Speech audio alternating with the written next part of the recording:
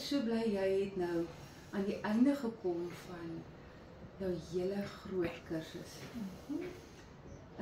Van level 1 tot 4 met Touch for Health en toe die 4 advanced kursusse. Ja. Hoe het jy dit beleef? Dit was ongelooflik. Ek het nie eintlik woorde om dit te beskryf nie, want die selfgroei waardeur ek gegaan het, was van soveel waarde en dit maak my net reg om vorentoe te loop en hier uit te loop en 'n nuwe lewe te begin en om te fokus daarop om verander te kan doen wat julle vir my gedoen het. Dit was regtig waar baie waardevol vir my. Voel jy toegerus om 'n praktyk te begin? Absoluut. Ja, met al die behandelings wat ek ontvang het en al die tye wat ek geoefen het op julle, verseker. Ja, sonder enige twyfel. Seker ek gaan nog 'n bietjie moet oefen, maar Jy is welkom om terug te kom, want ons gaan jou bly ondersteun. Ja.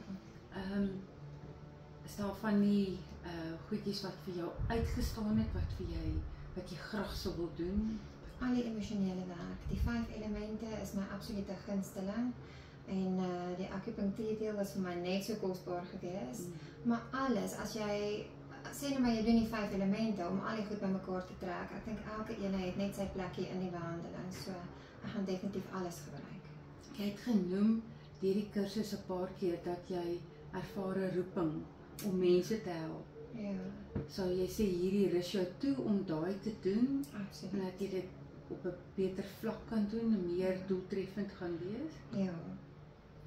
It's amazing. Kinesiologie het my geleer hoe om na die holistic approach op 'n ander manier te sien. Ek weet ek het 'n agtergrond in skoonheid en daar het jy dit op een manier gesien, maar hierdie gee vir jou net daai kennis en instink om te kan kyk na die persoon in die geheel.